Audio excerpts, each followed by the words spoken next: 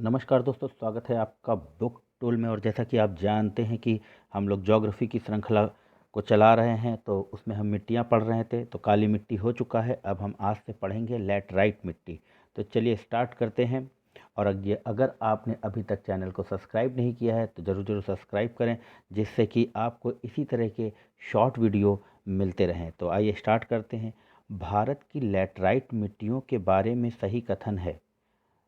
तो कथन है, वे साधारणतः लाल रंग की होती हैं। इन मिट्टियों में टैपियोका और काजू की अच्छी खेती होती है। आगे, कथन ए, पश्चिम बंगाल की तुलना में आंध्र प्रदेश के शुद्ध रोपित क्षेत्र की उसके कुल क्षेत्रफल में प्रतिशतता कम है। कारण, अधिकांश आंध्र प्रदेश की मृदा लैटराइट प्रकार की है। इसमें ए सही किंतु आर गलत है। लैटराइट मिट्टी मिलती है महाराष्ट्र में। याद रखिएगा मित्रों की काली मिट्टी भी महाराष्ट्र में मिलती है। लैटराइट मिट्टियों का प्राधान्य है मालाबार तटीय प्रदेश में। लैटराइट मिट्टियों के लिए सही कथन है, इनमें चूना प्रचुर मात्रा में नहीं पाया जाता। वह मृदा प्रारूप जो लोहे का अतिरेक होने के कारण अनूवर होता जा रहा है, वो है लैटराइट। आगे बढ़ते हैं। दोमट या जलोढ़ मिट्टी। भारत में सबसे अधिक उपजाऊ मृदा है जलोढ़ मृदा। भारत में सबसे बड़ा मिट्टी का वर्ग है कछारी मिट्टी। गंगा के मैदान की पुरानी कछारी मिट्टी कहलाती है बांगर। वह मृदा जिसकी जल धारण क्षमता सबसे कम होती है बलुई दोमट मृदा। दुमट्टी या दोमट मिट्टी में मिलते हैं मिट्टी के सभी प्रकार के कण। मिट्टी विविध। पश्चिमी राजस्थान की मिट्टियों में सर्वाधिक मात्रा होती है कैल्शियम की। आलू, सोधर्म, सूरजमुखी तथा मटर फसलों में से वह फसल जो मृदा को नाइट्रोजन से भरपूर कर देती है वो है मटर। मटर में नाइट्रोजन की मात्रा होती है, जिससे कि मृदा में नाइट्रोजन की मात्रा की कमी को पूरा करती है। भूमि की उर्वरता बढ़ाने के लिए जो फसल उगाई जाती है वह है उड़द। भारत के कुछ भागों में यात्रा करते हुए आप देखेंगे कहीं कहीं लाल मिट्टी पाई जाती है।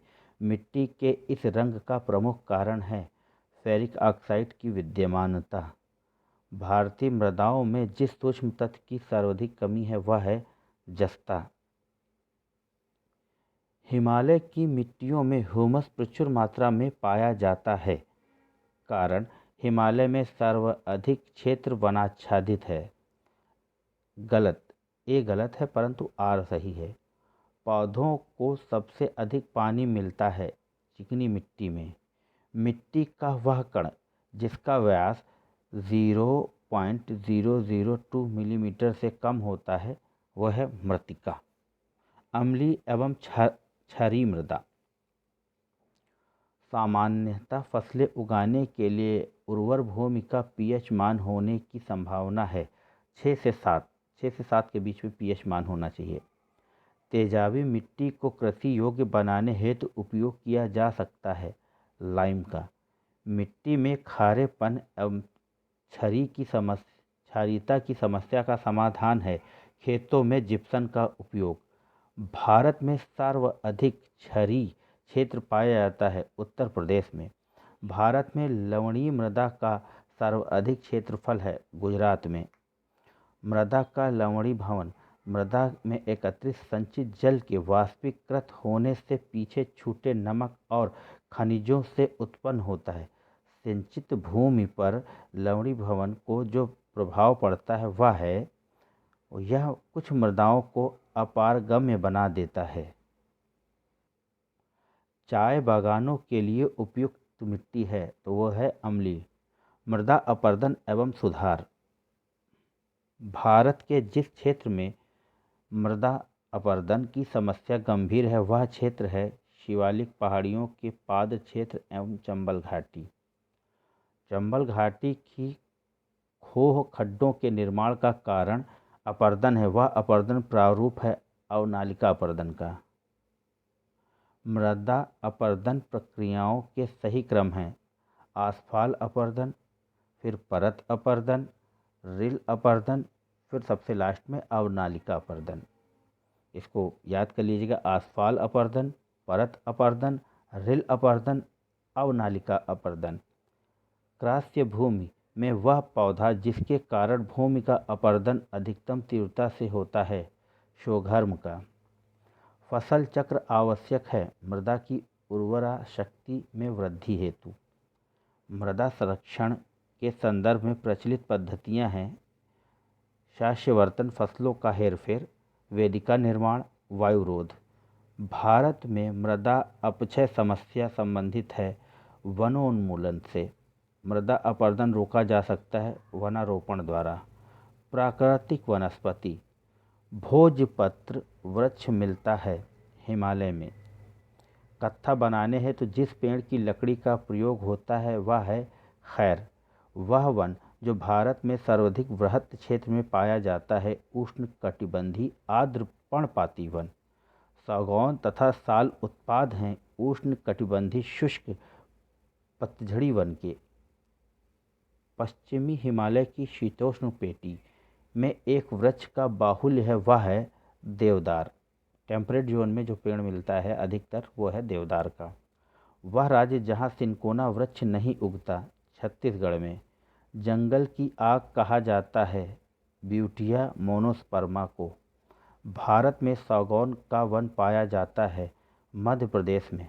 वह पौधे जिसमें फूल नहीं होते, फर्न। पश्चिमी हिमालय में उच्च पर्वतीय वनस्पति 3000 मीटर की ऊंचाई तक ही उपलब्ध होती है, जबकि पूर्वी हिमालय में वह 4000 मीटर की ऊंचाई तक उपलब्ध होती है। एक ही पर्वत श्रृंखला में इस विविधता का कारण है पूरी हिमालय का भूमध्य रेखा और समुद्र तट से पश्चिम की ओर अपेक्षा अधिक निकट होना। एंटीलोपा ऑरिक्स और चीरू के बीच अंतर है। ऑरिक्स गर्म और शुष्क क्षेत्रों में रहने के लिए अनुकूलित हैं, जबकि चीरू ठंडे उच्च पर्वतीय घास के मैदान और अर्ध मरुस्थलीय क्षेत्रों में रहने के लिए। सही सुमेल है नागर भूकंप मंडल, सागौन मध्य भारत, देवदार हिमालय के उच्च क्षेत्र, सुंदरी सुंदरबन, सिनकौना हिमालय की तराई। सुंदरी का वृक्ष पाया जाता है पश्चिम बंगाल में। सही सुमेल कीजिए वन प्रकार तथा प्रदेश। उष्ण कटिबंधीय आर्द्र पर्णपाती तराई प्रदेश में। उष्ण कटिबंधीय शुष्क पर्णपाती मध्य गंगा मैदान, अल्पाइन अरुणाचल प्रदेश हिमालयी भाग। उष्ण कटिबंधीय सदाबहार वन सह्याद्री यानी कि पश्चिमी घाट की तरफ।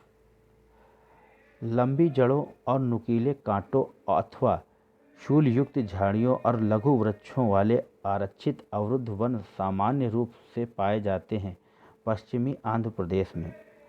वह वृक्ष जो समुद्र तल में सर्वाधिक ऊंचाई पर पाया जाता है, देवदार।